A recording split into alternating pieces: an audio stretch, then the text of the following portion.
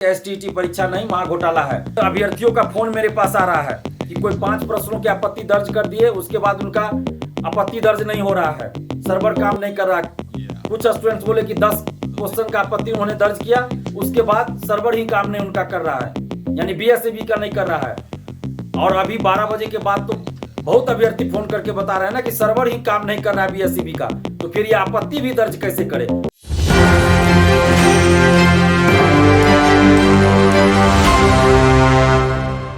जय हिंद दोस्तों, मैं दिलीप कुमार।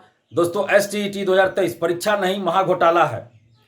अगर एसटीईटी 2023 का जब से विज्ञापन आया और अभी तक के घटनाक्रम को आप देखिएगा तो आप भी यही कहिएगा कि एसटीईटी परीक्षा नहीं, महा घोटाला है। पहले तो फॉर्म भरने के लिए जिस तरह की हड़बड़ी की गई, उसके बाद परीक्षा जिस तरह से हुआ कि हर सेंटर से गड़बड़ी की खबर आई, बाहर से चीट पुर्जा पहुंचाया गया, धांधली सेटिंग की खबरें खूब आई, पेपर लीक की बातें हुई। अब जब आंसर की जारी हुआ है तो उसमें भी 50 से अधिक प्रश्नों के उत्तर जानबूझकर गलत दिए गए हैं।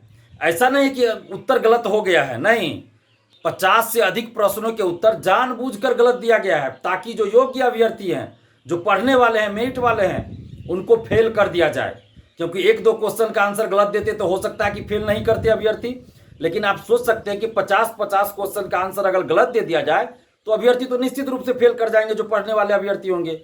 तो एसटीईटी 2023 मैं बार बार कह रहा हूं कि इनके बिहेव से जो बीएसईबी के चेयरमैन है और बीएसईबी जो बोर्ड है, उसके पूरे बिहेव से लग रहा है कि कुछ खास लोगों के लिए एसटीईटी 2023 आयोजित करवाई जा रही है।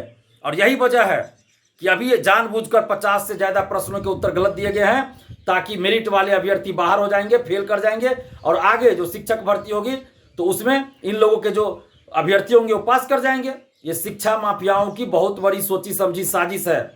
1-2 क्वेश्चन का आंसर मान लीजिए इसे मिसप्रिंट हो सकता है या किसी वजह से गलत हो सकता है, लेकिन 50-50 प्रश्नों के उत्तर, वो भी एकदम आसान क्वेश्चन के आंसर गलत नहीं हो सकते। ऐसे चिपको आंदोलन का नेतृत्व किसने किया? ये आंसर दे रहे हैं इंदिरा गांधी ने किया। सभी लोग जानते हैं, सुंदरलाल बहुगुणा आंसर होगा। चिपको आंदोलन का उद्देश्य क्या था? सभी लोग जानते हैं, वनों की कटाई को रोकना था। ये आंसर दे रहे हैं साक्षरता। भारत का जनसंख्या की दृष्टि से भारत का विश्व में कौन सा स्थान है? ये तीसरा दे रहे हैं। सजीवों में पाए जाने वाले जैव प्रक्रम, इसी तरह बहुत सारे, बॉम्बे हाई किस चीज के उत्पादन के लिए जाना जाता है, इसी तरह 50 से अधिक प्रश्न हैं जिसके उत्तर गलत दिए गए, जब जो कि एकदम आसान प्रश्न है। अब आप सोच सकते हैं कि ऐसा क्यों किया गया होगा। हो सकता है अगली बार जब एसटीईटी हो तो उसमें क्वेश्चन पूछा जाए चिपको आंदोलन का नेतृत्व किसने किया, तो ये लोग सही आंसर ये लोग मानेंगे आनंद किशोर जी ने किया। हो सकता है, कोई बड़ी बात नहीं है, कोई बड़ी बात नहीं इन लोगों के लिए। इसीलिए मैं बार बार सभी प्रतियोगी परीक्षाओं में पारदर्शिता की मांग करते रहता हूं। अगर ये आंसर की जारी नहीं होता तो आज तो ये भी पता नहीं चलता कि इतने आसान प्रश्नों के उत्तर गलत दिए गए हैं। आपत्ति दर्ज करने के लिए भी एकदम कम समय दिया गया है। कल आंसर की जारी हुआ और आज 4 बजे तक आपत्ति दर्ज करना है आपको। तो आप जितने भी अभ्यर्थी है, सबसे पहले तो हम अपील करेंगे कि पूरे सोर्स के साथ आप आपत्ति दर्ज कीजिए। लेकिन अभ्यर्थियों का फोन मेरे पास आ रहा है कि कोई 5 प्रश्नों की आपत्ति दर्ज कर दिए, उसके बाद उनका आपत्ति दर्ज नहीं हो रहा है, सर्वर काम नहीं कर रहा। कुछ स्टूडेंट्स बोले कि 10 क्वेश्चन का आपत्ति उन्होंने दर्ज किया, उसके बाद सर्वर ही काम नहीं उनका कर रहा है, यानी बीएसईबी का नहीं कर रहा है। और अभी 12 बजे के बाद तो बहुत अभ्यर्थी फोन करके बता रहे हैं ना कि सर्वर ही काम नहीं कर रहा है बीएसईबी का, तो फिर ये आपत्ति भी दर्ज कैसे करे। और इतनी हड़बड़ाहट क्यों है इनको? कम से कम 3 दिन 4 दिन 3 दिन भी तो समय देना चाहिए आपत्ति दर्ज करने के लिए।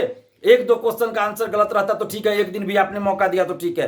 50-50 प्रश्नों के उत्तर आपने गलत दिए हैं तो कम से कम 3 दिन तो मौका देना चाहिए कि आपत्ति दर्ज कर सके। और उसमें भी आप आंसर की देखिएगा, आंसर की खोलिएगा तो 50 रुपया पहले आपको देना पड़ेगा। ये पैसों की लूट हो रही है। बेरोजगार युवाओं से बिहार में पैसा की लूट की जा रही है एसटीईटी 2023 में बीएसईबी के द्वारा। और ऊपर से फोन कॉल्स करके पैसा मांगा जा रहा है, कितना पैसा दीजिए नहीं तो आपको एसटीईटी में फेल कर देंगे। ये डाटा कहां से लीक हुआ? क्या इसका जवाब आनंद किशोर जी को नहीं देना चाहिए कि डाटा कहां से अभ्यर्थियों को सारा सही चीज लीक हो गया? एकदम हूबहू सही डाटा बताया जा रहा है अभ्यर्थियों के बारे में, कहां से लीक हो गया? और अभी जो आंसर की जारी हुआ उसमें 50 से अधिक प्रश्नों के उत्तर गलत है। हम नीतीश कुमार जी से मांग कर रहे हैं कि आप इस पूरे मामले की निष्पक्ष जांच करवाइए क्यों इस तरह की घटना हो रही कि 50 से अधिक प्रश्नों के उत्तर गलत दिए गए हैं जानबूझकर? इसकी जांच होनी चाहिए, जो भी इसके लिए दोषी है उस पर कानूनी कार्रवाई होनी चाहिए। और ऑनलाइन जब तक सरकार के पास व्यवस्था नहीं है परीक्षा कराने की, तब तक ऑनलाइन परीक्षा नहीं होनी चाहिए। मैं बार बार कह रहा हूं, सरकार सबसे पहले अपना संसाधन विकसित करे, तब ऑनलाइन परीक्षा लेने की बात सोचे। और अभी जो 50 से अधिक प्रश्नों के उत्तर गलत दिए गए हैं, हम आग्रह कर रहे हैं बीएसईबी के चेयरमैन से भी कि आप इस पे संज्ञान लेकर जल्द से जल्द इसमें सुधार कीजिए और सही उत्तर पर आप रिजल्ट दीजिए, अन्यथा बीएसईबी ऑफिस के अंदर आंदोलन झेलने के लिए तैयार रहिए।